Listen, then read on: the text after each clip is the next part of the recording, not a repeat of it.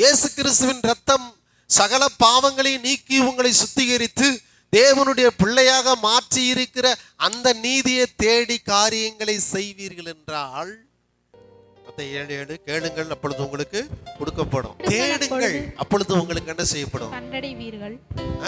நீங்க பார்க்கிற அளவுக்கு தேடுறீங்களா?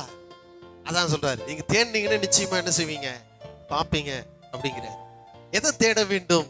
மத்தேயு 6ஆம் அதிகாரம் 33வது வசனம் சொல்லுகிறது, முதலாவது தேவனுடைய ராஜ்யத்தையும் அவருடைய நீதியையும் தேடுங்கள், அப்பொழுது இவைகளெல்லாம் உங்களுக்கு என்ன செய்யப்படும், கூட கொடுக்கப்படும். ஐயா, நீ தேடிக்கிட்டு இருக்குது உலக காரியங்களை நீங்க தேடுவீங்கன்னா அது உங்களுக்கு கூட வராது, அது ஓடும் உங்களை விட்டு. ஆனா தேவனுடைய ராஜ்யத்தை, அவர் உங்களுக்கு கொடுத்திருக்கிற அந்த நீதிய, இயேசு கிறிஸ்துவின் ரத்தம் சகல பாவங்களை நீக்கி உங்களை சுத்திகரித்து தேவனுடைய பிள்ளையாக மாற்றி இருக்கிற அந்த நீதியை தேடி காரியங்களை செய்வீர்கள் என்றால், அப்பொழுது இந்த உலகத்தில் இருக்கிற இவைகள் எல்லாம் உங்களுக்கு எப்படி கொடுக்கப்படும் என்று வேதம் சொல்லி இயேசு சொல்றாருன்னா, கூட கொடுக்கப்படுமா. தேவனுடைய ராஜ்யத்தை நீதியும் தேடுங்கள். மத்தேயு 6ஆம் அதிகாரத்துல 25 வாசிப்போம். 25 சொல்றது, ஆகையால் எண்ணத்தை உண்போம் எண்ணத்தை குடிப்போம் என்று உங்கள் ஜீவனுக்காகவும் எண்ணத்தை உடுப்போம் என்று உங்கள் சரீரத்துக்காகவும் கவலைப்படாதீர்கள் என்று உங்களுக்கு சொல்லுகிறேன். ஆகாரத்தை பார்க்கலும் ஜீவனும் உடையை பார்க்கலும் சரீரமும் விசேஷித்தவைகள் அல்லவா. அப்ப எதை தேடிக்கிட்டு இருக்கிறோம்? என்ன சாப்பிட போறோம், நாளைக்கு என்ன செய்ய போறோம், இன்னைக்கு என்ன சாப்பிடுறோம், ஏன்னா இதுக்கு ட்ரெஸ்ஸுக்கு என்ன பண்றது, அதுக்கு என்ன பண்றது, இதுக்கு என்ன பண்றது.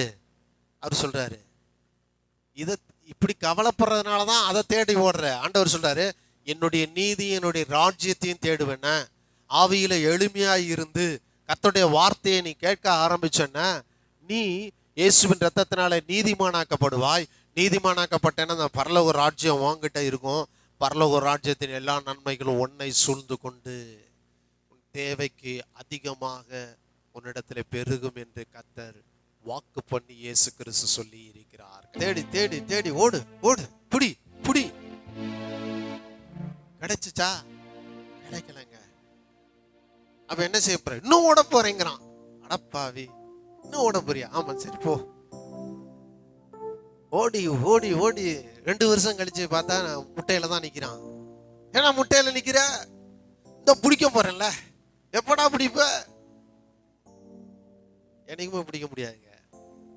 ஆனா தேவனுடைய ராஜ்யத்தை தேடுவீங்கன்னா, அவருடைய நீதியை தேட ஆரம்பிச்சீங்கன்னா, நீங்க இந்த உலகம் தேடிக்கொண்டு இருக்கிற எல்லாம் உங்க காலடியிலே வரும் என்று ஆண்டவராய் இயேசு கிறிஸ்து சொல்லுகிறார். மத்தேயு 6:26 சொல்லுகிறது, ஆகாயத்து பட்சிகளை கவனித்து பாருங்கள், அவைகளை விதைக்கிறதும் இல்லை, அறுக்கிறதும் இல்லை, களஞ்சியங்களில் சேர்த்து வைக்கிறதும் இல்லை, அவைகளையும் உங்கள் பரமபிதா பிழைப்பூட்டுகிறார், அவைகளை பார்க்கிலும் நீங்கள் விசேஷித்தவர்களாய் இருக்கிறீர்கள் என்று ஆண்டவராய் இயேசு கிறிஸ்து உங்களை பார்த்து சொல்லுகிறார்.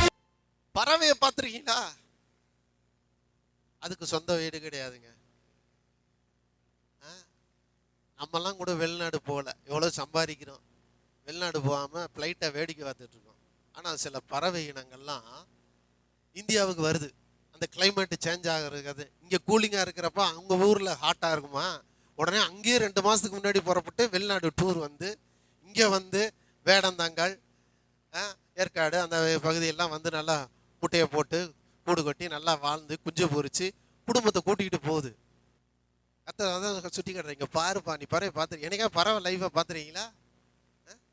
வெளிநாட்டுலேருந்து இங்கே வருதுங்க. இங்கே இருக்க பறவைகள் போதோ இல்லையே தெரியல, வெளிநாட்டு பறவை பூரா இங்கே வருது. கூலக்கடா, அந்த கடா, இந்த கடா, நிறைய பறவைகள் வருது. நம்ம போயிருக்கோமா ஃபாரின்னு? ஜாலியாக 2000 மைல் தாண்டியெல்லாம் வருதுங்கிறாங்க. 2000 மைல்னா கிட்டத்தட்ட 3000 கிலோமீட்டர் 5000 கிலோமீட்டர் தாண்டியெல்லாம் வருதான் பறவைகள். ஆனால் பாரு, ஐயோ நம்ம வெளிநாடு போகணுமே, என்ன செய்ய போகிறோம், அது கலங்குறது இல்லை. போகணும், இந்த மாதத்தில் அங்கே இருக்கணும் அப்படின்னா கிளம்புங்க, இந்த மாதம் கிளம்புங்க போவோம். வழியில் காற்று வரலாம், மழை வரலாம், புயல் வரலாம், இதுகளை கொல்லக்கூடிய பட்சிகள் வரலாம், அதை பற்றிலாம் அதுக்கு பிரச்சனை இல்லை, நான் போயிட்டே இருப்பேன். அது கூட கடவுளை நம்பி வருது. உங்களுக்காக சிலுவையில் மரித்த இயேசுவை நம்புவீர்கள் என்றால், தேவனுடைய ராஜ்யத்தையும் நீதியும் தேடுவீர்கள் என்றால், இவைகள் எல்லாம் உங்களுக்கு என்ன செய்யப்படும்? கூட கொடுக்கப்படும் என்று இயேசு சொல்லுகிறார். அப்ப பறவைகளை காட்டிலும் சொல்லுங்க, நீங்களும் நானும் விசேஷித்தவர்கள் அல்லவா என்று இயேசு சொல்லுகிறார். அப்படின்னா விசேஷித்தவர்கள். ஏனென்றால் நீங்களும் நானும் தேவனுடைய சாயல்லே, தேவனுடைய ரூபத்திலே, தேவனுக்காக உருவாக்கப்பட்ட தேவனுடைய சுவாச காற்றாக இருக்கக்கூடிய விசேஷித்தவர்கள். கையை தட்டி நன்றி சொல்லுங்க.